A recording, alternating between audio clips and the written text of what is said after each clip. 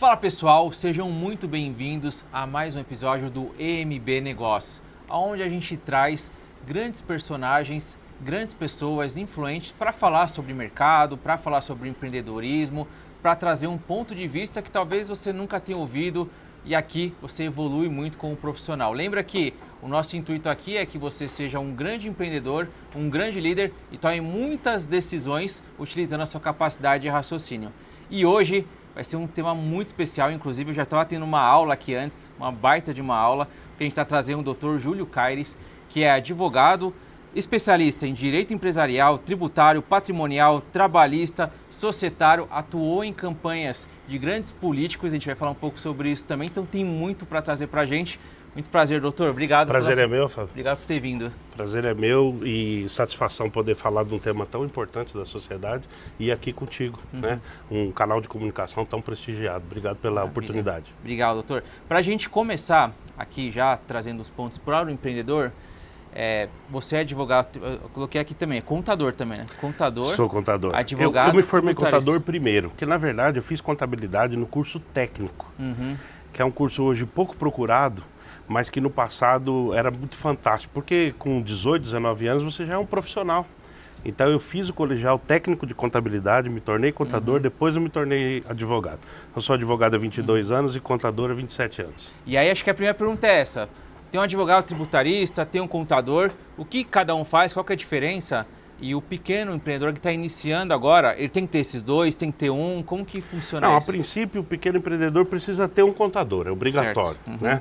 Na medida que ele percebe que cresce, e ele percebe isso com facilidade, porque as contas crescem, aí é importante que ele tenha um advogado tributarista. Por quê? Porque a contabilidade vai contabilizar, vai registrar aquilo que ele já fez. O advogado tributarista vai planejar o que ele pretende fazer. Então tem muita diferença nisso. É lógico que muitas contabilidades se especializam e acabam fazendo esse trabalho preventivo, mas porque ela tem tributarista ali dentro do núcleo da contabilidade. Então é importante que ele inicie primeiro com a contabilidade, regularizando, abrindo sua empresa, entendendo de que maneira abre, como constitui uma empresa, né?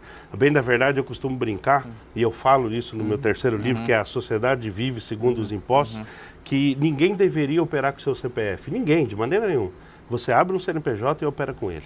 Depois você abre 2, 3, 4, hold, podemos falar sobre isso, sobre offshore, family office, por aí a gente vai desenvolvendo. Acho que esse é um bom ponto também. Quando que o empresário, o empreendedor tem que olhar para fazer hold, criar hold? Eu costumo brincar que é importante abrir uma hold assim que nasce. Né? Nasceu, abre a hold. Então quando eu falo assim que nasce, é assim que nasce o seu negócio. Por quê? Porque a hold, ela é uma empresa cofre. Você fatura em uma empresa, trabalha com ela, corre os riscos da atividade, mas quando essa empresa gera lucro, esse lucro é distribuído ao sócio e o sócio tem tendência de adquirir patrimônio. E ao adquirir patrimônio, esse patrimônio deve ser colocado numa hold patrimonial. Só que é importante dizer que entre uma hold patrimonial e a empresa que ele tem, precisa haver aí no meio uma hold de participações, que ela vai intermediar a transferência de valores entre o teu negócio que corre risco, que está correndo risco tributário, risco de indenização, risco trabalhista, todos os riscos da sua atividade, você vai distribuir esse lucro para participações e a participação redistribui o lucro na hold patrimonial para que você possa adquirir o patrimônio. Porque dessa maneira, além de você criar um planejamento tributário, você também cria um planejamento de proteção do seu patrimônio.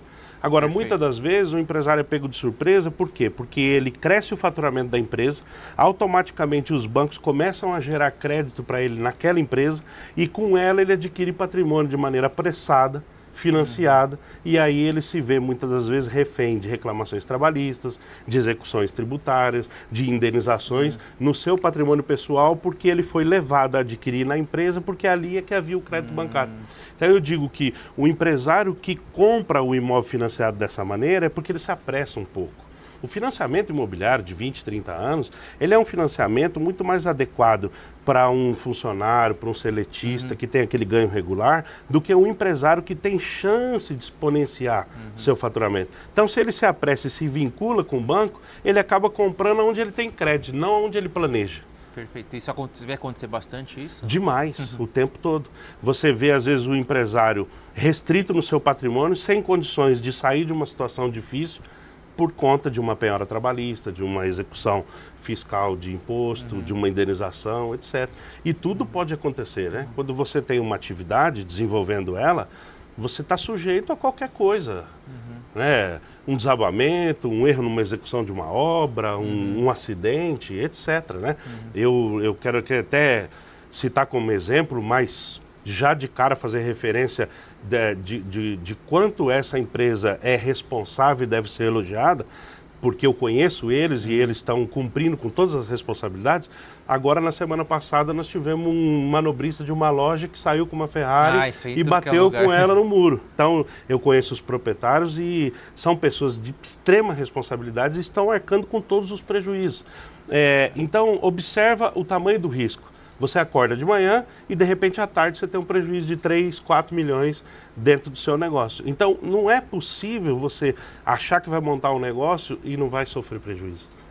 Então, eu dei um exemplo prático, o Brasil inteiro viu. Nossa, tudo que é lugar. É uma fatalidade, enfim, mas precisa se tomar providência com isso. E aí, por vezes, você pode ter um problema patrimonial, porque o patrimônio do sócio é aquilo que você constrói com o lucro que você obtém da empresa. Não é com aquilo que você sacrifica a empresa para pagar financiamento, é diferente. Caramba, eu acho que esse é um ponto muito bacana, porque a gente sabe que muitos empreendedores quebram. Não passam do 5º ano, muitos não passam do 1º ano. Não passa. Do 5º ano. O quanto você acha que, em termos percentuais, o quanto que a parte dele quebrar tem a ver com impostos, tem a ver com fazer mal a parte tributária? Você acha que é pouco, é muito? Olha, eu acho, posso te passar da minha opinião, de experiência, de dia a dia, que é a parte mais relevante. Por quê? Porque o empresário, ele conhece da atividade dele. Bom, se ele tem uma sapataria, ele conhece da sapataria. Se ele tem uma confecção, ele conhece de confecção, mas ele erra onde ele desconhece. Então ele erra na questão tributária. Posso te dar um exemplo.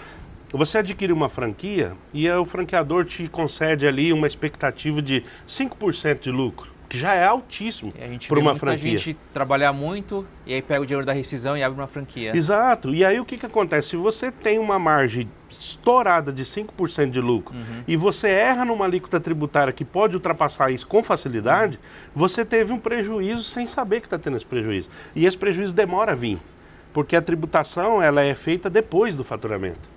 Então, quando vem, você é pego de surpresa e não houve esse planejamento. Então, eu posso te dizer que 80% das empresas que não superam essa fase é porque o empresário não tem conhecimento tributário ou não tem uma assessoria ao seu lado que possa cobrir com isso. Agora, é lógico, o empresário é obrigado a saber disso? Olha, eu costumo dizer que se ele quer ser um empresário de sucesso, ele precisa ter conhecimento, ainda que superficial, sobre isso.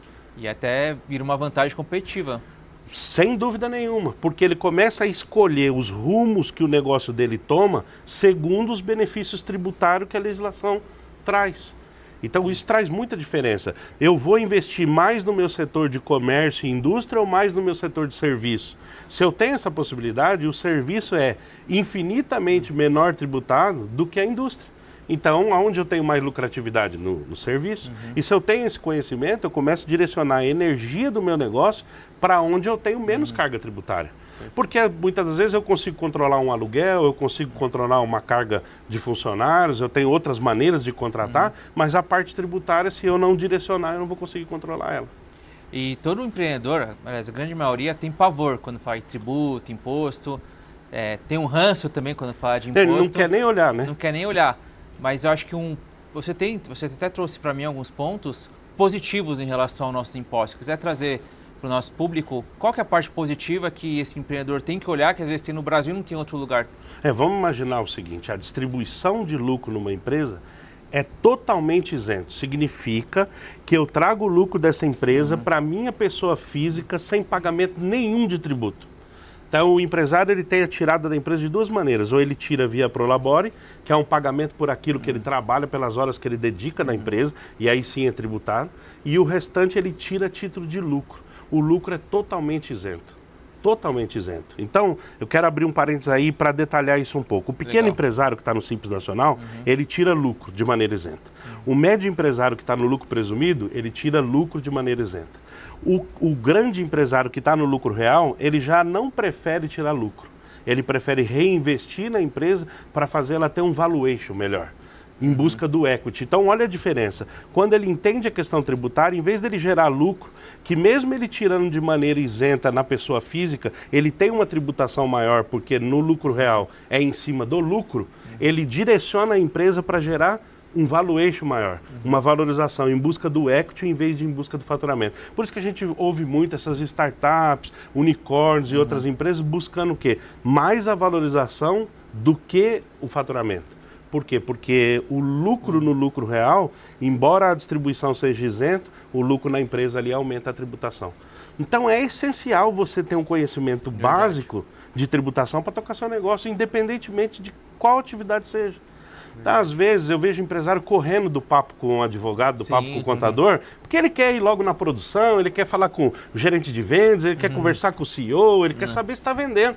Só que ele esquece que ele está com o ralo aberto ali, às vezes, saindo boa parte da energia dele na tributação, que ele deixou de despender ali um tempo de qualidade para entender um pouco disso. A gente sempre tem medo daquilo que a gente não compreende. Sim. Então, um dia eu inventei e fui saltar de paraquedas, eu morri de medo. Quando eu comecei a entender que saltar de paraquedas é menos perigoso do que subir sozinho num telhado de uma casa, que depende única e exclusivamente de você, e no paraquedas você desce amarrado com o instrutor, que salta todo dia, você começa a entender que aquele medo ele pode relativizar. E a questão da tributação, que o empresário ele tem muito medo, é porque ele se afasta do assunto. Se ele começa a participar desse assunto um pouco, ele não precisa ser um especialista disso, mas ele começa a compreender a linguagem, a entender na prática qual o comportamento da empresa dele com relação aos impostos, e isso muda toda a característica da empresa dele, total. Perfeito. E essa reforma tributária que está chegando, que tem a para reforma tributária ajudar hoje, nós empreendedores, vai piorar para a gente, como que é? Ela está muito mais na mídia do que na prática, né? Existe todo um período ainda de adaptação, existe todo ainda um esforço do governo que precisa aprovar uma série de regulamentações para essa arrecadação acontecer. O que eu quero dizer que a bem da verdade é que nós temos ainda alguns bons anos para o empresário entender do que é o tributo hoje e ter bastante lucro antes de chegar à reforma tributária. Perfeito. Porque a bem da verdade é que a implementação da reforma tributária, ela primeiro tira benefícios, ela primeiro implementa tributo novo, então ela primeiro sacrifica para depois trazer um alívio. Então, se você passar a entender o seu regime tributário hoje, ele tem uma lógica. E mesmo com a reforma tributária, essa lógica não modifica. Basta, com facilidade, eu que sou empreendedor, entender da seguinte maneira. Aquilo que está na Constituição Federal como benefício, saúde, educação, habitação, que o governo é obrigado a fazer por contas de direito que a população tem, ele traz isso em forma de benefício para o empresário. Então significa que se você presta serviço no ramo da educação, certamente você tem mais benefício tributário do que se você tem uma fábrica de supérfluo, alcoólicos, cigarros, etc. Então é natural que esse núcleo, mesmo com a reforma tributária, a essência que você aprende para aplicar no seu negócio é a mesma. Então, pera um pouco, o que eu estou desenvolvendo na minha atividade tem um fim social? Eu estou colaborando com o governo com questões que ele teria que fazer, mas ele não consegue capilarizar o país todo, e aí ele passa isso para mim? Certamente eu tenho benefício tributário. Então, esse núcleo de entendimento que o empresário pode ter, traz para ele uma diferença competitiva absurda. Muito grande. Mais do que ficar discutindo se a alíquota é 1,2 ou 1,8, isso não é uma questão que o empresário precisa se ater, mas ele procurar entender o porquê e que caminho ele deve tomar para ter benefício tributário. Perfeito, ó. Isso aqui é uma aula. Imagina. Muito bom. Algo que eu quero trazer também, que eu acho que é legal, quando eu vou para os Estados Unidos, vou comprar um tênis. Eu vou comprar o tênis, tá lá na loja $100. Exato. E aí a hora que eu vou pro caixa, $130. Eu fiquei, 30 é imposto, por exemplo. Isso. Eu falo, caramba, se isso acontecer no Brasil, vai haver uma revolta, porque todo mundo vai ver quanto está pagando de imposto. Por que acontece isso lá? O que é? Por que os Estados Unidos conseguem fazer dessa forma E se no Brasil a gente conseguiria um dia o brasileiro, por conta da sua cultura, naturalmente ele vai entender que ele está pagando mais, né? Isso. Eu peguei o tênis na prateleira por R$100, na hora de pagar estou pagando 130. Ele vai ter aquele impacto, vai ficar bravo. A princípio é um impacto negativo. Só que, na verdade, nesse tênis de R$100 que ele paga no Brasil, ele tem uma carga tributária sobre bens de consumo cumulativa muito maior do que nos Estados Unidos. E nos Estados Unidos, essa separação é como fosse uma espécie de Joy Pay, um pagamento já separado. Legal. O governo já retira parte dele e o comerciante também. No Brasil isso não ocorre, o comerciante fica com o faturamento total. E muitas vezes ele se ilude achando que aquela quantia que ele tem na conta é toda para ele reinvestir. Mas boa parte ali é tributo. E aí ele se perde. Ao se perder dessa maneira, ele descarrega na competência seguinte ou no mês seguinte no preço do produto. Então você tem variação de preço maior por conta disso, menos estabilidade, menos previsibilidade no preço do produto dentro do Brasil. E nos Estados Unidos, embora esse impacto seja ruim na hora do pagamento, mas você tem uma previsibilidade maior de tributo, então você tem uma constância no preço do produto mais equilibrada do que no Brasil. Então vale a pena tentar colocar isso na reforma tributária, porque a reforma tributária ela foi aprovada da seguinte maneira, ela vai existir, ok, mas como? Falta fazer o manual de instrução ainda, esse não está aprovado. Então isso a sociedade ainda vai ter que se adaptar muito. Caramba. Muito. O empresário que estiver esperando hoje, em 2025, a reforma tributária chegar para ele entender já o plano novo, ele quebra antes de chegar. Por quê? Porque nós ainda temos longos anos para a reforma tributária de fato valer na prática. Então é tempo ainda do empresário entender o que é uma hold, o que é um offshore, o que é um family office, o que é uma empresa no simples, no presumido, no real. Se eu devo ser sócio de uma empresa na minha pessoa física ou se a minha empresa pode ter uma pessoa jurídica como sócio. Isso é um tema pouco falado. Em vez de eu ser sócio da minha empresa, a minha hold de participações que pode ser sócio da empresa que eu atuo. Então, na verdade, eu vou te dar um exemplo aqui bem rápido de alguns perigos. Eu entro contigo numa sociedade, numa padaria. Eu não entendo nada de padaria, você é especialista nessa área. Eu entro com 5% nessa sociedade. Você, quando toma uma trabalhista, essa reclamação trabalhista vem em cima do capital nosso todo, independentemente das nossas cotas.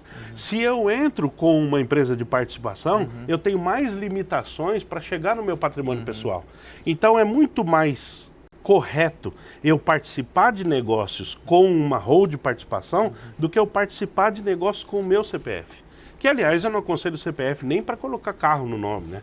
Porque você toma uma multa, perde a carta, começa a ter pontuação e por aí vai. Então, é aconselhável até veículo você ter em nome de pessoa jurídica. E aí eu vou te falar aqui um exemplo que é curioso para quem quer ter veículo e pagar menos IPVA, né? Então, vamos imaginar, hoje a gente tem uma placa no Brasil que ficou unificada. Então, ela não tem mais o nome da cidade, né? Mercosul. Agora. Mercosul. Então, eu posso, por exemplo, estabelecer uma holding em Balneário Camboriú, por exemplo, num outro estado, que o IPVA é menor, e comprar esse veículo por essa holding. Então eu vou pagar menos IPVA do que se estivesse pagando em São Paulo. E eu posso circular em São Paulo normalmente, porque a placa nacional é Mercosul. Agora, se você fala assim, Júlio, mas então eu posso comprar um veículo em outro estado na pessoa física? Mas aí você teria que ter um comprovante de residência. E se você coloca uma empresa, você pode alugar um endereço fiscal, um co-work. Você não precisa necessariamente morar em Balneário Camboriú, morar em Salvador, que tem alíquotas menores nos seus estados do que o estado de São Paulo. Você estabelece uma hold no co-work, paga o endereço fiscal e adquire o veículo naquele CNPJ. Vai ter uma economia de PVA. Tudo isso está trazendo, seria elisão fiscal. Tudo dentro da lei. Não, dentro da lei, então, totalmente na legislação. Eu não esquece esse negócio de evasão, hein? Eu não aconselho o empresário trabalhar fora da lei, por quê? Porque a legislação tributária nossa, embora seja complexa, ela tem muito benefício tributário, ela tem muita condição de trazer competitividade dentro do que a legislação já prevê.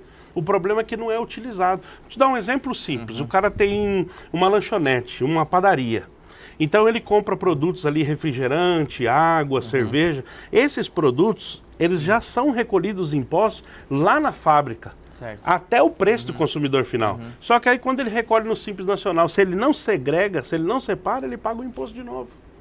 Então basta ele ter só por não saber. Aí ele começa a ter um lucro menor. Se ele descarrega no preço, ele tem menos competitividade. Se ele não descarrega no preço, ele tem menos lucro. Então, eu sempre insisto em dizer que a sociedade e as empresas vivem segundo os impostos. O molde da nossa sociedade, ela está feito em cima dos impostos. Quando a gente brinca, esse exemplo foi muito usado, que o chocolate, aquele antigo, o sonho de valsa, ele era dobradinho e hoje ele é soldado, é porque ele deixou de ser chocolate e passou a virar um wafer. Então ele tem um benefício fiscal. Então eu deixo de ter um produto de uma maneira e passo a ter de outra por causa do benefício fiscal. Aumenta o lucro sem...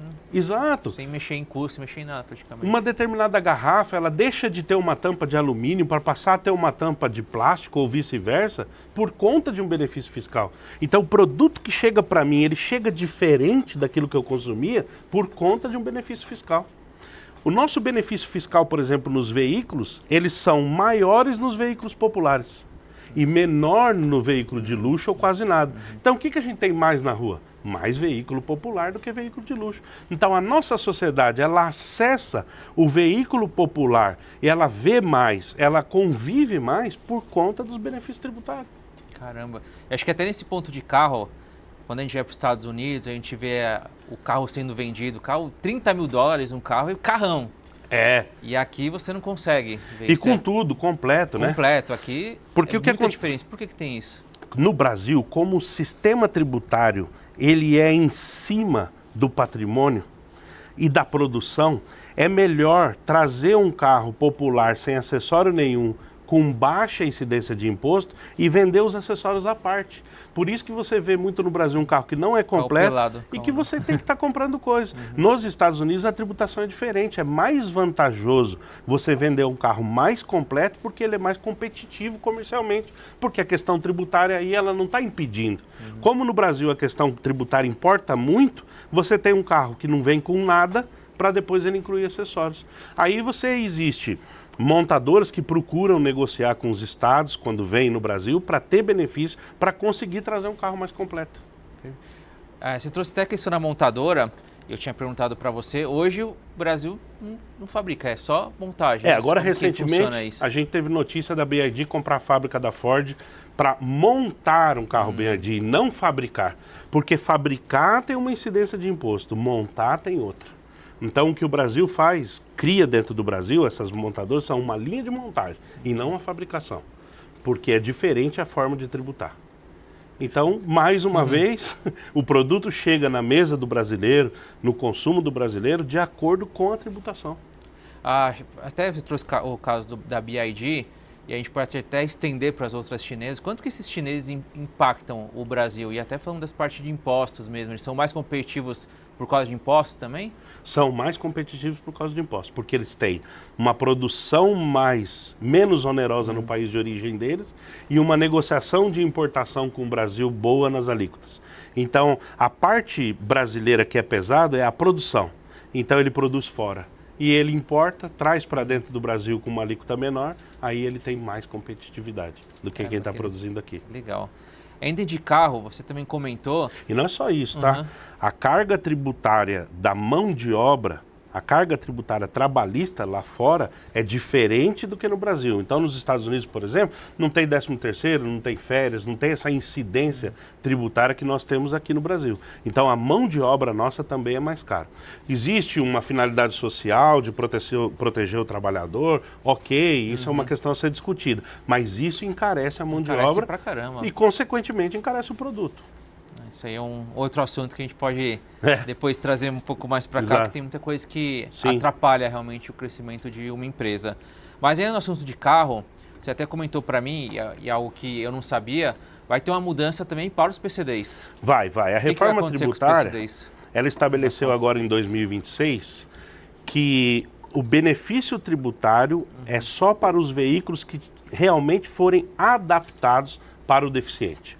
Hoje, o que acontece? Se um deficiente físico compra um carro automático, ele já tem o benefício tributário. Em 2026 em diante, ele não basta ter a deficiência, ele precisa que o carro tenha essa adaptação. E mais do que isso, o benefício tributário só vai até veículos até R$70 mil. E o grande desafio é encontrar um veículo zero até R$70 mil em janeiro de 2026. Então, basicamente, o que eu quero dizer com isso? A reforma tributária já, em 2026, em janeiro, já tira o primeiro benefício tributário. Por isso que eu digo para o empresário, se você já quer ter lucro com tributo, comece entendendo agora. Eu vejo muito empresário pensando assim, como está vindo a reforma tributária, eu estou ouvindo no noticiário que vai mudar, eu vou esperar mudar para me entender isso melhor. Não, até mudar e ele entender melhor, ele pode ter perdido o time ou a empresa. Até a empresa, é verdade. Caramba. Acho que essa parte de tributação, poucos empreendedores realmente se atentam a isso e veem o quanto que isso pode valorizar uma empresa. E aí, até nesse ponto, eu queria trazer para você uma questão de offshore. Porque há muito tempo a gente vê, e até quando eu estava com o Paulo Guedes mesmo, o Paulo Guedes tem offshore, de forma pejorativa. Nossa, é ruim ter um offshore. O quanto que isso está mudando, na sua opinião, de offshore ser visto bem agora? Sim. E o quanto que isso é importante para as empresas? Primeiro a gente criar uma explicação bem rápida do que é offshore. Legal. Né? A offshore é uma hold fora do Brasil. Então, e por que essa mentalidade tem mudado? Cada vez mais os empresários têm entendido que a hold patrimonial, a hold participações, ela é uma empresa necessária ao desenvolvimento da atividade dele. Então eu tenho que ter uma empresa onde eu faturo e eu tenho que ter uma empresa onde eu aloco os rendimentos, aqueles disponíveis, ou o patrimônio que eu estou adquirindo. E naturalmente eu posso levar isso também para fora do Brasil. Então, às vezes o empresário está pensando só em exportar o produto dele, ele esquece que ele pode exportar a empresa dele também. Quando ele põe essa empresa fora, ele transforma a hold numa offshore. Quando ele faz com que a hold tenha uma existência sólida, ele transforma essa hold no family office. Então a hold passa a gerir por si só o patrimônio daquela família. Então são atividades que vão se destacando daquela atividade principal do empresário. É importante. Então, aos poucos, o empresário que vai entendendo, que vai procurando saber, ele vai observando que isso não é pejorativo, isso é necessário e fundamental para o desenvolvimento da atividade dele.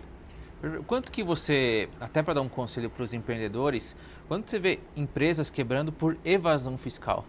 De pessoas que, deixa eu pagar o tributo, uma hora vem um refis e eu pago, ou esconde aqui, esconde ali. Quanto que você vê empresa acontecendo isso?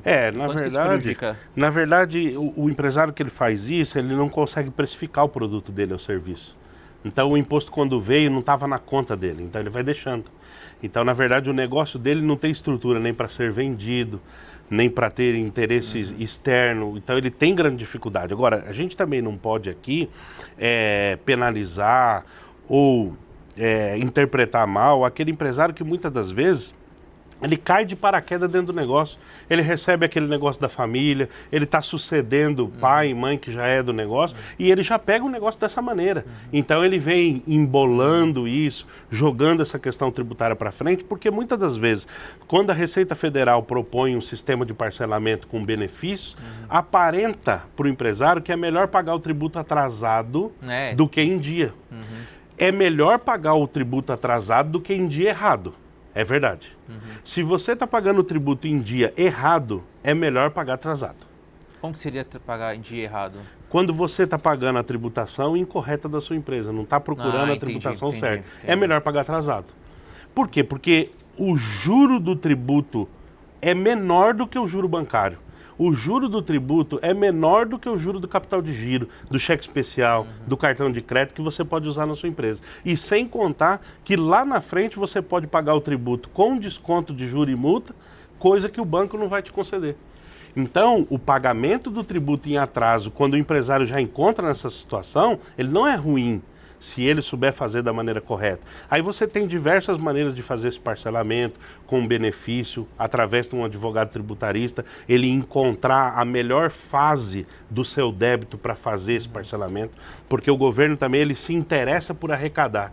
Então, de tempo em tempo, ele abre parcelamentos favoráveis para que você possa se enquadrar nele. E também existe o débito do tributo na Receita Federal e o débito do tributo na Procuradoria.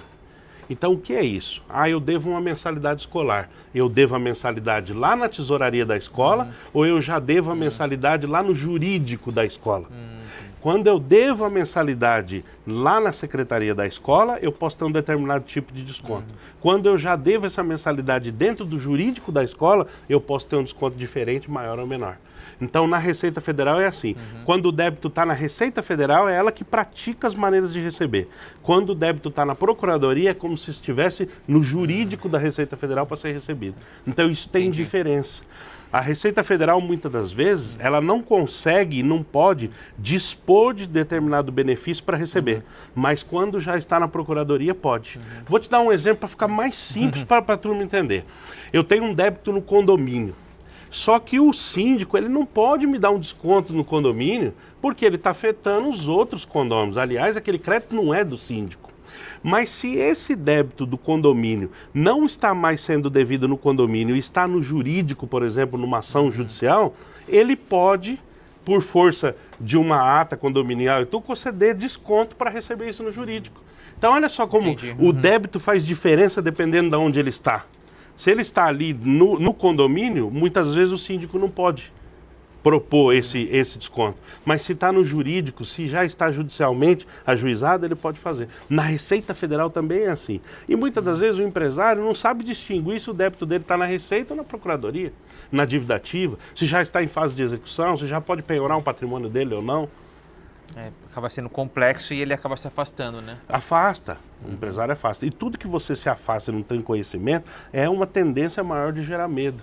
Porque o que diminui o medo das coisas é o aumento do conhecimento. Quando você tem mais conhecimento sobre determinada coisa, então se eu vou mexer com alguma coisa elétrica, trocar um chuveiro e eu não conheço nada, naturalmente eu tenho medo de tomar choque. Mas certeza, se eu tenho um conhecimento de eletricidade, eu vou trocar o chuveiro com menos medo, com mais cautela, com mais condições. A tributação é a mesma coisa. Se eu deixar de ter medo do assunto do tributo e começar a falar sobre isso, eu vou ter menos medo de tratar e mais benefício com relação à parte tributária. Lembrando que a parte tributária, na grande maioria, é a maior conta que o empresário tem. Supera muitas vezes matéria-prima, supera muitas vezes folha de salário, supera aluguel. Pô, se eu tenho uma conta dentro da minha empresa que supera tudo isso, por que motivo eu não dou atenção a isso? Perfeito, e tem como girar e virar um lucro rápido. Porque muitas vezes, eu quero aumentar o lucro da minha escola aqui. A gente vai, contrata vendedor, traz novos produtos, que gera custo, gera um crescimento e às vezes só olhar para a tributação e ajustar algo, eu já tenho esse lucro. Já resolve, exatamente. Às vezes você está pensando em investir, em aumentar seu setor de vendas, mas a sua tributação está equivocada e você já tem um lucro ali. E eu posso te dizer mais. Deixar de pagar um tributo declarado naquela competência não é crime. Então, significa dizer, eu tive um caso prático, não vou mencionar nomes aqui para proteger o cliente, mas ele recebeu uma normativa do franqueador dizendo, olha, você precisa reformar a fachada das suas lojas. Se você não se adequar à franquia, em tanto tempo você vai ser penalizado, etc. Certo. Ele não tinha capital de giro, nem fluxo de caixa para isso. Ele deixou de pagar os impostos dele durante 6 meses e com o valor dos impostos ele fez toda a reforma da loja. E depois ele passou a pagar os impostos. Entendi. Então, o valor do imposto fez a reforma da loja dele. Entendi. Ele usou como estratégia mesmo. Exato. Por quê? Porque ele passou a compreender que era possível inadimplir o imposto naquele momento com segurança. Sabendo que se, por exemplo, eu exijo na minha atividade uma certidão negativa, quanto tempo eu tenho de vigência na minha certidão negativa? 6 meses? Eu consigo que o meu cliente receba a minha certidão vigente? Eu posso ficar 6 meses devendo o imposto? Eu posso usar o imposto para reformar minha loja? Então, se eu tenho conhecimento disso, eu consigo, inclusive, inadimplir o imposto sem cometer um crime tributário. Perfeito. E quando você analisa as empresas, qual que é o maior erro que você vê? O maior erro que a gente vê é o cliente recolhendo tributo por atividade que ele desenvolve, que se ele der um passo mínimo para a direita ou para a esquerda, ele tem um benefício tributário dentro da atividade dele. Vou dar um exemplo prático aqui. A empresa está prestando um serviço que muito mais se assemelha a uma locação do que um serviço. E se ele fizer uma pequena adaptação na atividade dele, ele para de prestar serviço e passa alocar os equipamentos que ele tem. Ele deixa de pagar, por exemplo, o ISS naquele município que ele está. E aí é lucro na veia. E aí é lucro na veia. Então, quer dizer, ele fez uma pequena mudança na atividade dele, naquilo que ele tem know-how, naquilo que ele já tem dentro da empresa, tudo. Isso acontece muito com produto. Por exemplo, eu tenho uma empresa no Simples Nacional vendendo livros. Ora, mas espera um pouquinho, livro não paga PIS, não paga COFINS e não paga ICMS. Por que eu estou no Simples Nacional com uma alíquota acumulada já com 10%, 12%, se eu posso estar no lucro presumido sem pagar PIS, COFINS e ICMS, pagando imposto de renda e contribuição com redução, a minha alíquota é menor no lucro presumido do que no Simples Nacional? E por que eu não aumento o meu investimento na venda dos livros e estou investindo, por exemplo, em serviço de educação que está tendo uma tributação maior? Então, às vezes, uma adequação na minha atividade com produtos que eu tenho dentro dela, que tem isenção ou que tem benefício tributário, já de cara me dá um lucro efetivo. Então, um cliente, o empresário, às vezes, ele está errando por desconhecer dentro da própria atividade dele. Uma pequena mudança, às vezes, no CNAE, no Código de Atividade Econômica, uma pequena mudança no quadro societário, ele consegue fazer essa alteração. Olha só, eu tenho uma empresa no Simples Nacional. Se eu tiver uma outra empresa no Simples Nacional, vai somar os faturamentos. E eu vou estourar a alíquota mais rapidamente, correto? Se eu passo a ter uma empresa no Simples e eu segrego a minha atividade, observando que determinadas atividades eu posso migrar para o lucro presumido sem ter prejuízo de alíquota, eu não preciso abrir duas empresas no Simples. Eu posso abrir uma no Simples Nacional e outra no presumido. Eu posso ser sócio no Simples Nacional com a minha pessoa física, porque a pessoa jurídica não é permitido no Simples. Isso é uma coisa que na reforma tributária, a reforma tributária tem mexido pouco no Simples Nacional, porque eles acham que o Simples já é algo muito moderno, mas merece adaptações. Então eu não posso ter uma empresa no Simples Nacional que eu tenha como sócio uma outra empresa. Ela descaracteriza do Simples. Então eu posso ter essa empresa no meu CPF e posso ter uma empresa no lucro presumido com um CNPJ da minha holding de participações. Entendi. O que eu quero dizer com isso? Se eu tiver, por exemplo, duas empresas no lucro presumido, elas não vão somar o faturamento se eu for sócio em uma na pessoa física e na outra eu for sócio com a minha holding de participações. Ah, Júlio, mas aí a holding de participações também tem os seus problemas. Se ela bem administrada, com autonomia financeira, com autonomia administrativa, com contabilidade própria, com sede correta, ela não tem problema tributário. Entendi. Acho que esse é um ponto importante, que agora o empreendedor está olhando isso e pensando, caramba, será que meu contador sabe disso? Será que eu estou um contador preparado? Queria que você falasse um pouco sobre a educação em relação aos contadores. Você acha que eles estão preparados para falar disso, advogado como um todo, nesse paralelo? E como que esse empresário que está acompanhando a gente, ele vai saber se esse contador é bom ou não? Se vai arrumar o problema dele ou não? Eu quero que o empresário olhe primeiro para o departamento de vendas dele. Certo. O vendedor dele que não ganha comissão, vende mais que o vendedor dele que ganha comissão? Certamente não. Então, se ele tem uma contabilidade que ele paga um fixo baixo, por que maneira esse contador tem estímulo de trazer benefícios tributários para ele? Entendi, um modelo de negócio do contador. O modelo de negócio entre ele e o contador é ruim. Se ele tem um modelo de negócio com o contador, nós não estamos questionando aqui um profissional. O profissional tem acesso, ele tem atualização, ele pode se aperfeiçoar, ele pode se unir, um contador com um advogado tributarista, ele pode fazer uma fusão no seu escritório, mas o modelo de negócio é o empresário paga fixo e pouco para o contador e quer extrair dele um benefício tributário. Dificilmente ele vai conseguir isso, porque o contador vai entregar para ele um serviço enxuto também e barato para aquilo que ele tem. E às vezes o que ele acha que está pagando barato, ele está pagando caro porque não tem benefício. Tem. Exato. Então, como eu posso esperar que um vendedor meu que ganha fixo e pouco vai vender mais que um vendedor meu que ganha comissão e uma boa comissão? Não tem como. Não tem como. O incentivo é também diferente. Exato. Então, as questões tributárias, se elas geram lucro para o empresário, ela precisa gerar lucro para o profissional que está trabalhando com ele. Justo, né? Justo. Então aí você tem um profissional que está se esforçando a entender o seu modelo de negócio e as tendências das mudanças legislativas para adequar o seu negócio de maneira que isso gere lucro. E isso é da relação humana, Tem que né? fazer, não, tem que ter. Isso é da relação humana. Tem que ter, até para o escritório ele prosperar, investir mais em treinamento, Exato. investir em melhores profissionais. Não faz Muito sentido. bom. Se o empresário quiser que o contador dele, que ganha fixo e pouco, traga benefício tributário, Não tem como. e sabe de quem é a culpa? Do empresário e não do contador. Porque o contador está entregando para ele aquilo que ele paga. Talvez o contador tenha que apresentar para ele melhor também. um modelo de negócio melhor, uma outra maneira, aí tudo bem. Mas não adianta querer esperar que o contador, nesse modelo de negócio, vai te trazer benefício tributário. Não vai. Perfeito. Você comentou até a parte de livro. E eu sei que você tem 3 livros, doutor. É sobre o que os temas do livro? É sobre isso? Na verdade, eu entrei no escritório de contabilidade com 14 anos, nunca mais saí de lá, né? Me formei contador, depois me formei advogado e tenho vou fazer 48 anos em maio, então são longos anos. Então, em 2020, na pandemia, eu tive uma espécie de burnout com relação à advocacia e contabilidade. E aí eu me dediquei a desenvolver 2 livros, que um é O Livro Negro para se Livrar das Dívidas, e também fiz um livro chamado Seja Rico, que é de desenvolvimento pessoal.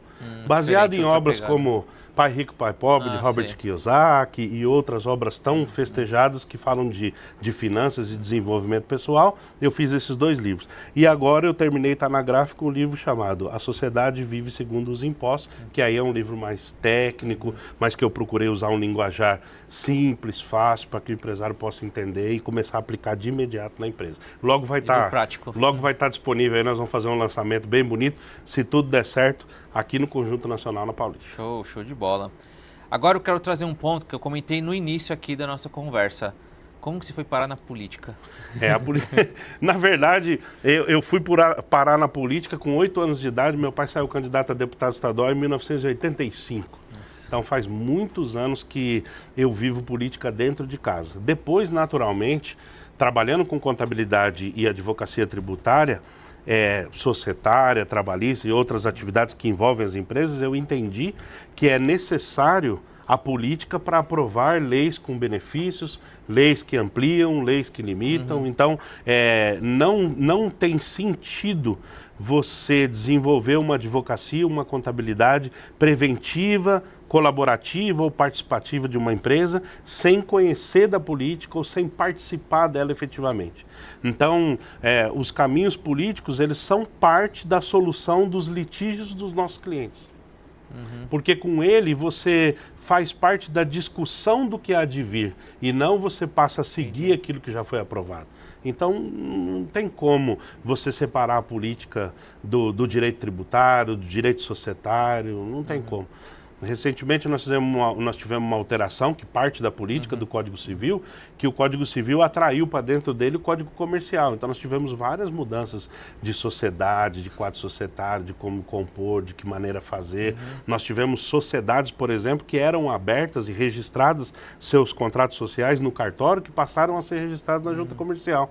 A OAB, por exemplo, que é o órgão da advocacia, ela registra seu próprio contrato. Então, a OAB é um órgão como a Junta Comercial. Eu já fui vogal da Junta Comercial, então, na Junta Comercial você registra a abertura de uma limitada, de uma ME, de uma SA, tanto de uma sociedade anônima de capital fechado como aberto. A OAB conquistou o direito de registrar o seu próprio contrato das sociedades de advogados. As sociedades de advogados, antigamente, só poderiam ser compostas de no mínimo 2 pessoas. Hoje existe a sociedade unipessoal. Entendi. Então, isso são alterações legislativas que partem da política.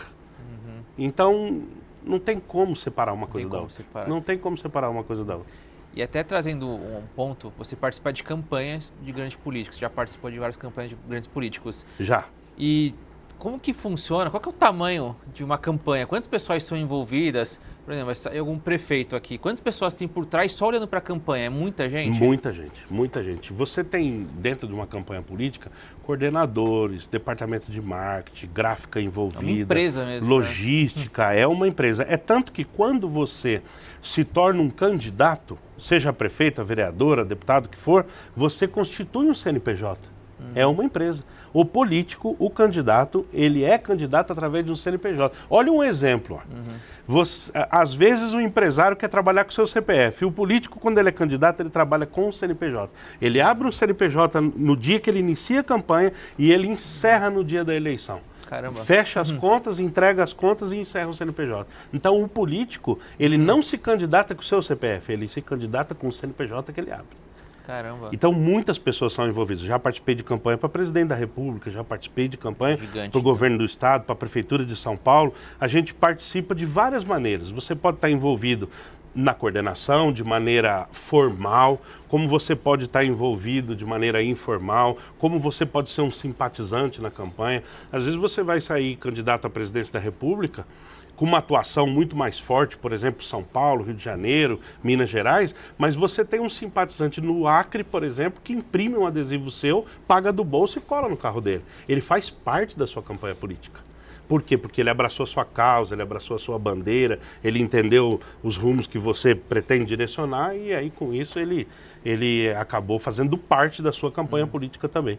Perfeito. E hoje, com redes sociais e tudo, isso tomou uma proporção ainda maior, né? Absurdo. A gente viu aí a força das redes sociais impactando lá nos Estados Unidos já com o Obama, lá atrás na campanha, e depois no Brasil trazendo campanhas aí que tomaram grandes proporções por conta das redes sociais e a internet.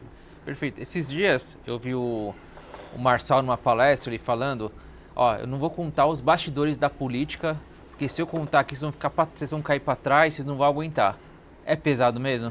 A política ela é uma arte de você saber dialogar, de você saber conversar, entender os conflitos de interesse, entender que cada grupo na sociedade tem um interesse diferente. Por exemplo, o grupo do ciclista tem um interesse na via pública, o grupo dos veículos tem outro interesse, o grupo dos motociclistas tem outros interesses, todos dentro da mesma via pública.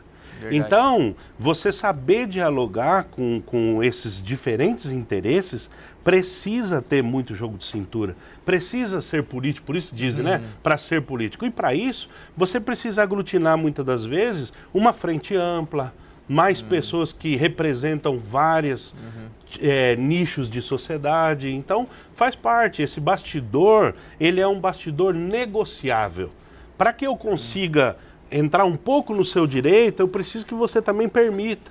Para que se faça uma faixa azul, por exemplo, que o Ricardo tem feito aqui na cidade de São Paulo para os motociclistas, eu preciso invadir de alguma maneira a faixa do veículo. Eu tenho que ter uma negociação com essas classes sociais diferentes. Então, existe isso mesmo. Agora, claro, existem os maus políticos, existe a mídia trazendo coisas que são feitas na política que depois a justiça vem, procura corrigir, a polícia vem, procura corrigir, aí são coisas diferentes. Certo. Mas a política em si, na sua essência, ela é uma arte de negociar.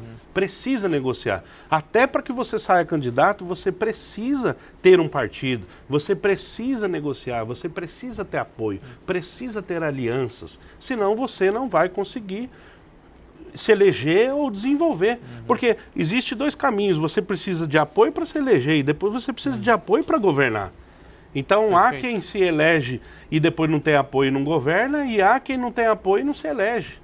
Então, isso faz parte. Eu já participei de grandes campanhas políticas aí e, por vezes, já estive em situações onde dois candidatos disputaram e eu já tinha participado da campanha de um e da campanha de outro, e a gente tem que ter sabedoria e equilíbrio para procurar escolher aquele melhor profissional que você entende para governar. E é o próprio candidato que monta isso? Ou ele contrata alguém e essa pessoa que vai montar? Não, como que ele funciona isso? A gente costuma dizer na política que ninguém deve dizer eu sou candidato. Certo. O candidato ele surge de um grupo. Entendi. O grupo passa a entender que aquela pessoa tem condição de representar aquele grupo. Aquele indivíduo que se intitula eu sou o candidato, dificilmente ele prospera. Ele precisa fazer parte de um interesse social, de uma comunidade, de uma determinada situação, e aquela comunidade, aquele interesse em comum, elege ele como uma pessoa que passa a representar esses interesses. Aí ele passa a ter mais legitimidade. Então, o que se vê muito na política e que é importante é você buscar essas alianças. Quem te apoia? Com quem você anda? Que tipo de grupo político você representa? Que tipo de interesses na sociedade você representa? O Brasil tem vivido momentos de muita polarização, ou direita ou esquerda, mas que tipos de interesses você representa? É fácil viver no Brasil polarizado de direita e esquerda e você fazer uma política de centro, por exemplo, que consiga atender um pouco o interesse da esquerda, que consiga atender um pouco o interesse da direita, mas que também tenha os interesses daqueles que estão no centro. Como fazer isso? É difícil. Habilidade de negociar. É difícil. Porque muitas das vezes quando você tem um governo na extrema esquerda, ele é prejudicial a quem tem os interesses de direita, e quem está na extrema direita é prejudicial aos interesses da esquerda. Então, política é a arte. E hoje você vê mais bons políticos ou maus políticos? Eu vejo bons políticos. Eu vejo bons políticos crescendo. Eu vejo bons políticos nas redes sociais. Eu vejo bons políticos sendo formados como fosse uma categoria de base do futebol. Eu vejo políticos que crescem ali como vereadores, muitas vezes antes disso, chefe de gabinete, trabalha dentro da prefeitura, depois se torna vereador, depois se torna prefeito. Eu vejo políticos que têm preparo empresarial, que têm preparo nas redes sociais. Eu vejo uma geração de políticos com muita qualificação, E é preciso que o povo também entenda mais de política, que o povo evite esse negócio, não quero saber da política. Porque quando você não quer saber da política, você vai eleger alguém para governar você. Então é importante que você faça parte da política de alguma maneira. Ou colaborando, ou opinando, ou criticando, ou fiscalizando, seja como for, você tem a sua função social. Então a política é importante nesse sentido. Eu vejo bons políticos, bons políticos. Então o empreendedor que está acompanhando agora, a gente vê que entraram vários empreendedores, o próprio Marçal empreendedor, o Dória, o Trump. Qual que é o primeiro passo? Então ele está acompanhando a gente e fala, acho que vou entrar na política. Qual o primeiro passo que ele vai buscar? Eu acredito que o indivíduo que quer entrar na política, ele precisa observar se ele tem interesse em contribuir com as questões sociais, com as causas que a sociedade necessita, porque a política é você buscar soluções para a sociedade. A sociedade precisa de diversos tipos de solução. Transporte, saúde, educação, habitação, saneamento básico. São temas que a sociedade precisa constantemente de desenvolvimento, tecnologia, etc. Então, se você tiver vocação para isso e estiver ciente de que para que você entre na política você está sujeito a críticas, está sujeito a testes, está sujeito a ser verificado na sua vida particular. Toma cadeirada. Toma cadeirada, quer dizer, essas fatalidades, né? Essa cadeirada ela é muito polêmica, que a gente sabe que o evento da cadeirada ela teve um descontrole emocional e uma provocação. Então você tem uma provocação de quem tem habilidade e um descontrole emocional de quem não teve habilidade para suportar. Então é um encontro dessas duas coisas. Do outro lado, você tinha competidores também que tiveram um equilíbrio para não se envolver nisso. Então é importante. Quero frisar, você falou do Pablo Marçal, que é empresário, você falou do Donald Trump, que é empresário, no passado nós tivemos o Dória, que é empresário, o próprio Ricardo Nunes, em São Paulo, tem uma característica muito forte de política, mas é um empresário competente. Quer dizer, a gente sabe que esse viés empresarial no DNA político é importante para a sociedade. Porque a gente sabe que as empresas carregam a sociedade. As empresas carregam a evolução do Brasil. A empresa carrega o PIB brasileiro. Para que você tenha produção, arrecadação, para que o Brasil se torne uma potência maior, ela precisa do empresariado. Então, se o político puder ter, dentre as suas habilidades, né, seus soft skills, essa questão empresarial é importante. Perfeito. É importante. Você trouxe até o ponto do Ricardo Nunes. Qual foi a base dele, assim, porque a gente vê esses grandes que eu trouxe, eles já tinham ali uma mídia por trás. Sim, sim. E aí o Ricardo Nunes também tem esse lado do empreendedor. Qual que foi a base dele? Ele foi político antes, o que ele fez antes? É o Ricardo, eu conheço ele antes mesmo de ser vereador em São Paulo. Certo. Então, ele foi presidente de uma associação na Zona Sul de São Paulo, uma associação empresarial chamada entendi. AESU. Ele foi presidente e eu fui diretor dessa mesma certo. associação. Então, é uma associação que cuida dos interesses dos empresários. E ele também, por sua vez, foi e é um empresário.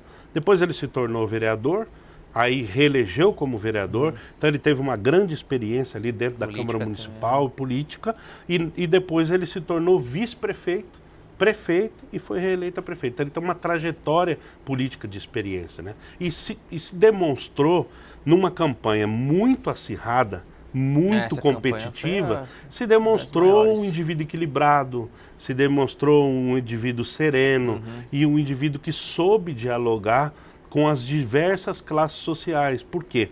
Porque ele fez um apoio de uma frente mais ampla que a história da política de São Paulo já viu. Ele aglutinou muitos partidos com diversos interesses, com diversas classes sociais, e ele conseguiu controlar isso, porque às vezes você inicia uma campanha com uma frente ampla e ela, pelo meio do caminho, ela vai se despedaçando, você vai perdendo apoio, você vai aceitando um e contrariando o outro e chega lá quase que todo quebrado. Ele conseguiu levar essa soma de apoio até o final. E teve um apoio fundamental do governador do estado, do Tarcísio, que foi um apoiador, assim, fundamental, né? Teve apoio do próprio presidente Bolsonaro, que cedeu a ele o vice, né? Então, eu acho que o Ricardo teve o apoio suficiente que levou ele à vitória. E, claro, ele teve que enfrentar a popularidade e o apoio federal da esquerda, ele teve que enfrentar a dinâmica, a habilidade de comunicação, de oratória da rede social, do Pablo Marçal. Quer dizer, não é fácil. Não é fácil. Então, não quero ter como oponente. Não, de maneira nenhuma. Então, a vitória dele é uma vitória que tem seu mérito porque ele venceu grandes competidores.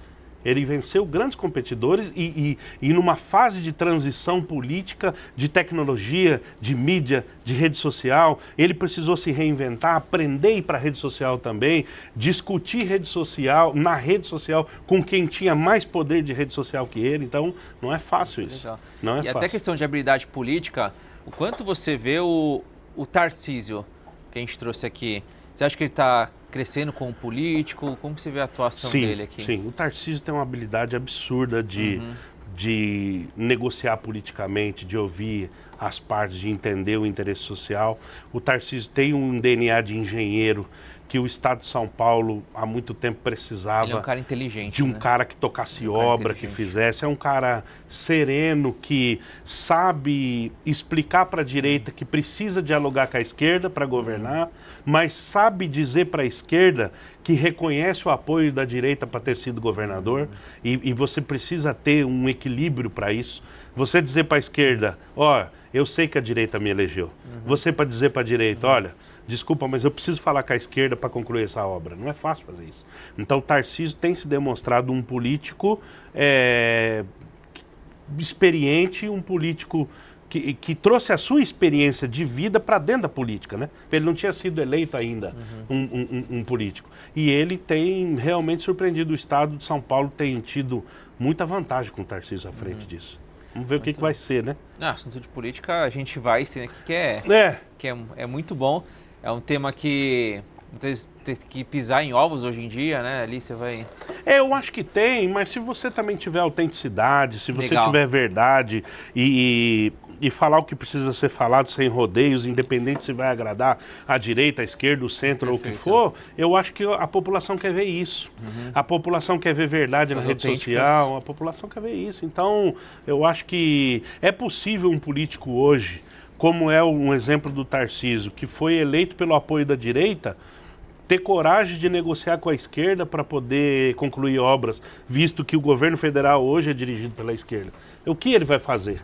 Ele tem que administrar com os recursos que ele tem disponível em mãos. Ele não pode, então, eu não vou governar porque é a esquerda que está no governo federal. Pelo contrário, ele tem feito.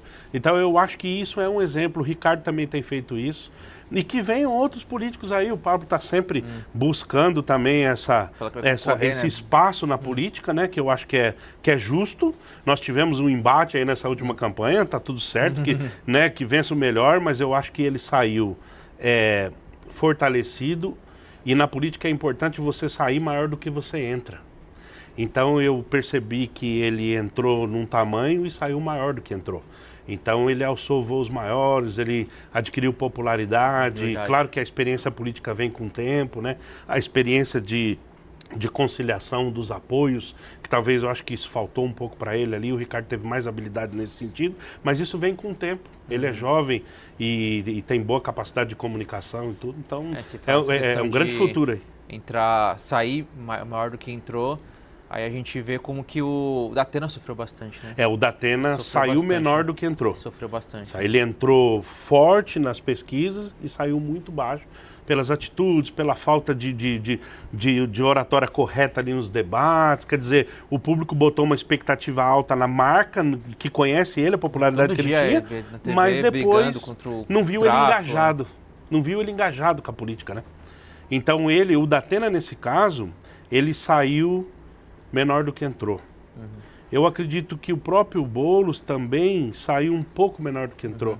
Ele entrou muito forte, organizado, com apoio do governo federal, com a esquerda toda consolidada e no segundo turno ele teve uma derrota expressiva com o Ricardo. Teve uma derrota expressiva. Então, para mim, o Ricardo foi o grande vitorioso, foi eleito, e o Pablo teve um rendimento muito bom porque saiu maior do que entrou. Perfeito. A própria Tabata também teve um rendimento muito bom, ela saiu muito maior do que entrou. Então, na política, é importante você procurar sair maior do que você entra. Já é uma evolução política, né? Até entrando nesse assunto de política, mais a sua habilidade de advogado, tem uma conversa de diminuir a idade para concorrer em alguns cargos. Você acha que isso passa? Ou é só eu vejo, eu acompanho essa especulação para diminuir. Isso é um foco muito direcionado a uma personalidade que a gente tem muito conhecida hoje na política, que é o Nicolas, né? E tem o prefeito também. E também tem o prefeito que é... Campos, né? Exato, que é o namorado da Tabata. Então são políticos jovens, com grande expressão nacional, mas eu ainda entendo que para a presidência da República a experiência ainda é necessária. Eu não quero aqui diminuir a experiência deles, nem diminuir a capacidade política que eles têm, mas a presidência da República é um cargo muito solitário.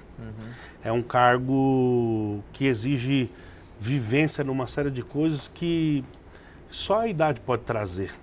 Tem coisas que a falta da idade, por mais que a pessoa é habilidosa, ela não ter passado por determinadas coisas não traz aquela experiência real para ela. E eu não estou tirando aqui o mérito do jovem empreendedor, do político, mas tem experiências que agregam um equilíbrio na hora da decisão. E eu acho que um cargo para presidente da República, eu sou a favor, por exemplo, de diminuir a idade para o Nicolas, por exemplo, pleitear o cargo de senador. Eu acho que aí Perfeito. Sim. Por quê? Porque é uma decisão colegiada, Diferente. O senador vota junto, ele tem como dialogar, ele tem como amadurecer. Agora, o cargo de presidente da República é um cargo muito solitário. Eu acho que precisa ainda ter a idade mais elevada, sim. Acho que... E aí, do outro lado, também tem essa questão do que a gente viu com o Biden acontecendo nos Estados Unidos. Uma idade máxima. Você acha que isso aí pode acontecer, uma idade máxima para ser? Porque a gente viu o Biden estava sem condições. Ele demonstrou mesmo nenhuma condição para dialogar nos debates e tudo, estava com dificuldade de memória, de raciocínio, tudo isso. Eu acho que a plena saúde é um requisito para a candidatura da presidência. Eu acho que ela está muito mais relacionada à condição física e mental do que a idade. Porque eu acho que a idade ela é muito relativa. Você fixar uma pessoa pela idade é você tirar dela a capacidade que às vezes ela ainda tem. Então, por exemplo, você tirar, por exemplo, uma pessoa da direção de uma empresa porque ela completou 80 anos, isso pode ser prejudicial se a pessoa estiver gozando das suas sanidades mentais completas, da sua condição física. Então, eu acho que não é ao meu ver, não é pela questão da idade. Eu acho que a pessoa tem que provar através de exames, de condições mentais. Se ela tem condições, ela tem condição de seguir. Eu não vejo nesse sentido e eu não apoio esse tipo de narrativa para desqualificar ou qualificar a direita ou a esquerda, que me parece que hoje a gente tem uma direita muito jovem e uma esquerda muito velha. Então, as narrativas que se criam a direita precisa ficar aí porque ainda é jovem e a esquerda tem que sair porque está muito velha. Então, como eu te falei, eu enfrento a política, independente de esquerda, direita ou de centro, eu enfrento a política com as minhas convicções. Então, eu não estou aqui apoiando a esquerda e nem desqualificando a direita. Eu acho que precisa de mais idade e também limitar a idade por si só, pelo número da idade, é insuficiente. Se a gente recorrer aos textos bíblicos, por exemplo, nós tivemos gravidez com idade avançada, por iluminação divina. Então fica difícil a humanidade querer questionar esse tipo de situação, né? E quando a gente, até pela minha formação jurídica, a minha base tem que iniciar lá no primeiro livro de todos, né? Então não tem como. E se eu tenho lá exemplos de idade avançada com condições físicas e mentais, fica difícil estipular a idade, né? Perfeito. Um outro ponto que eu vejo bastante discussão e a gente olha para os Estados Unidos, o poder dos estados. Sim. Aqui, você acha que pode ter alguma chance de a gente fortalecer mais os estados, as próprias cidades, que a gente fala menos Brasília, mais Brasil? Você acha que pode ter alguma discussão nisso ou isso praticamente mata hoje? É muito difícil. Uma reforma tributária está buscando fazer isso, né? Mas ainda falta muito para ter um equilíbrio maior entre os estados. O Brasil ainda é um país que acolhe muito um estado com menos desenvolvimento, penalizando um estado com mais desenvolvimento. Exemplo disso, o estado de São Paulo carrega uma conta muito alta frente a estados que não se desenvolveram.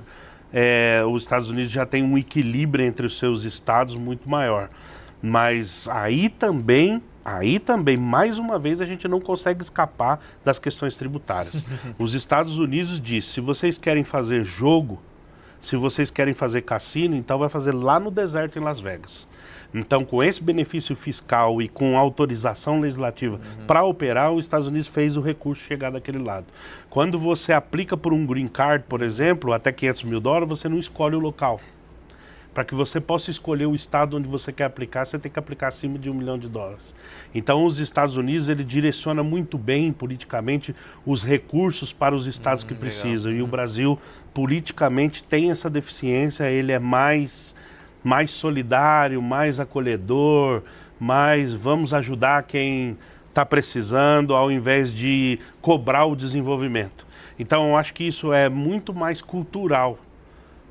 O Brasil tem tudo para ser sempre uma grande potência, está sempre entre os 10 maiores, por conta do seu solo, do seu clima, da população trabalhadora, unida, mas precisa evoluir ainda em muitas questões culturais, né? Perfeito. O Brasil cresceu em cima de amarras, né? Na sua própria colonização e depois com a Revolução Industrial, na maneira de criar empresários e funcionários e fazer com que a CLT se transforme em algemas de prata, algemas de ouro, que são nomes que a gente dá para grandes salários que aprisionam muitas das vezes uma grande capacidade intelectual dentro de um aprisionamento de trabalho, na corrida dos ratos, como diz o Robert Kiyosaki no livro Pai Rico, Pai Pobre, ao invés dessa pessoa empreender. Então, nos Estados Unidos, o empreendedorismo é mais simples, é mais rápido, é mais objetivo. E talvez a Apple, que começou na garagem nos Estados Unidos e chegou onde chegou no Brasil, poderia ter fechado com menos de 2 anos. Seria barrado. Ou seria barrado, etc. Então, a gente precisa mudar essa cultura. Para mim, o meu ver é isso. Maravilha. É muito bom trazer esses assuntos. Com quem conhece, com quem vive isso. E falando em viver isso, você viveu isso em 22, 24. E agora? 26, já está olhando, já tem convite, você já começa a ver isso 1 ano antes, 2 anos antes, como que funciona agora olhando para 2026? A política de 26 começou no fim da de 24. Assim que acaba a eleição de 24, começa de 26. A gente pode fazer uma comparação bem prática com o Carnaval. O Carnaval começa assim que acaba o Carnaval, ele já começa do próximo ano. Então a política, ela, na própria campanha de 24, ela foi feita objetivando, direcionando a campanha de 26. Os apoios, a maneira como o país se polarizou e como vem se direcionando. Então, a política de 26, ela está sendo delineada por questões também jurídicas que precisam ser enfrentadas, por questões de idade, por questão de inelegibilidade, por questões de idade pouca, idade muita. Tudo que a gente trouxe aqui. Muitos conflitos. O brasileiro tem a cultura de decidir mais para frente, na última hora. Então, você vai exercendo a política e vai entendendo o cenário como ele vai. Recentemente a gente teve um cantor famoso aí colocando seu nome à disposição também, Gustavo Lima, né? No passado o Silvio Santos já tentou algo parecido. Nós tivemos lá mais para trás ainda um empresário muito festejado, Antônio Hermílio de Moraes, também querendo participar da política. Não foram candidaturas de sucesso, mas são pessoas que se veem comprometidas com os problemas sociais e que acabam colocando seu nome à disposição.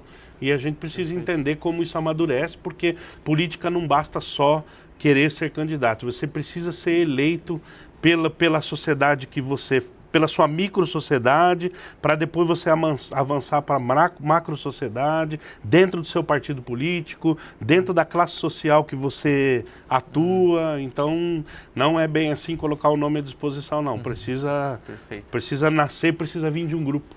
Perfeito. Então, nós não temos ainda nada definido para 2026, mas tudo sendo trabalhado, né? Tudo sendo trabalhado. Mas você pretende se envolver também, igual você se envolveu em 22, Não, eu 24? certamente vou apoiar, vou ajudar. Eu já saí candidato várias vezes, mas eu quero aproveitar esse né, bom canal de comunicação que você tem para até passar esse ensinamento para quem quer se envolver na política, que ser candidato é mais uma maneira de apoiar outros candidatos de estar na política. Não necessariamente você sai candidato com condições de ganhar. Porque quando você é candidato, também você participa de reuniões que quem não é candidato não participa, você tem determinados acessos que outras pessoas que não fazem parte não participam. Então, você colocar o seu nome à disposição, nessa campanha mesmo, eu fui candidato a vereador, mas sem nenhuma pretensão de vitória, mas sim com um compromisso de ter os acessos necessários para contribuir com a campanha. Então, é muito bacana sair candidato. Eu aconselho toda pessoa um dia passar por essa experiência. Ir lá, colocar seu nome num partido, abrir o CNPJ de candidato, receber o material do partido, ir conversar, ir sentir o corpo a corpo como funciona nas redes sociais, sem essa pretensão de dizer eu vou entrar para ganhar, porque isso quando você entra pela primeira vez, é uma ilusão isso. A política não é simples assim. Então tem várias maneiras de você participar. Eu, em algumas eleições, participo como candidato. Outras, participo coordenando, ajudando, apoiando, mas eu estou sempre envolvido. E 2026 eu vou estar envolvido sim. Show de bola. Quando tiver, quando já saber o que... Quando puder divulgar, sim. Portas abertas aqui. Sim, obrigado. Vamos falar de política aí em 2026. Pode trazer, para nós aqui é um tema sem tabu. E a política impacta também no mercado financeiro, no mercado empreendedor, na economia, tudo, né? A política não tem como. Tem que falar, gente, de um jeito sério, de um jeito respeitoso, mas tem que falar. Sim. É importante divergir, né? Mas se você tem alguém ao seu lado que está sempre concordando, tem alguma coisa de errado aí. Tem, né? Tem alguma coisa de errado aí. Verdade. Doutor, assim, uma baita aula hoje.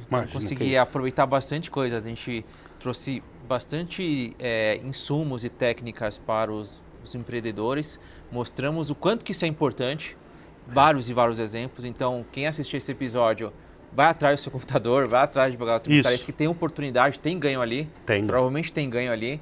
E depois trouxemos assuntos de política aqui com alguém que entende do assunto. Porque todo mundo quer falar de política, mas não está lá dentro e não sabe o que acontece. Então é legal trazer alguém que está lá dentro vivendo isso. Muito legal, do seu ponto de vista. Bacana, eu que agradeço essa oportunidade aqui de poder divulgar as ideias, discutir junto, levar um pouco de experiência e conhecimento, alertar a turma para os benefícios que estão aí, próximo de cada um. E um convite também para que todos possam participar da política aí. Maravilha. É isso. Vini, põe no Instagram, doutor Júlio. Qual que é o seu Instagram, doutor? @Júlio Caires 1. Então a gente coloca na descrição aqui do vídeo para vocês seguirem, acompanharem ali o Instagram. Tem mais alguma rede que você gostaria de passar? Não, mas é o Instagram mesmo, já é um cartão de visita, né? A gente fala que é o nosso segundo nome de batismo.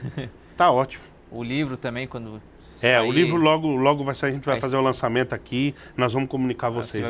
A sociedade vive de acordo com os impostos.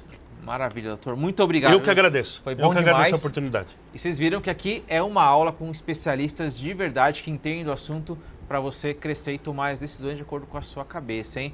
Tamo junto e até o próximo episódio. Tchau, tchau.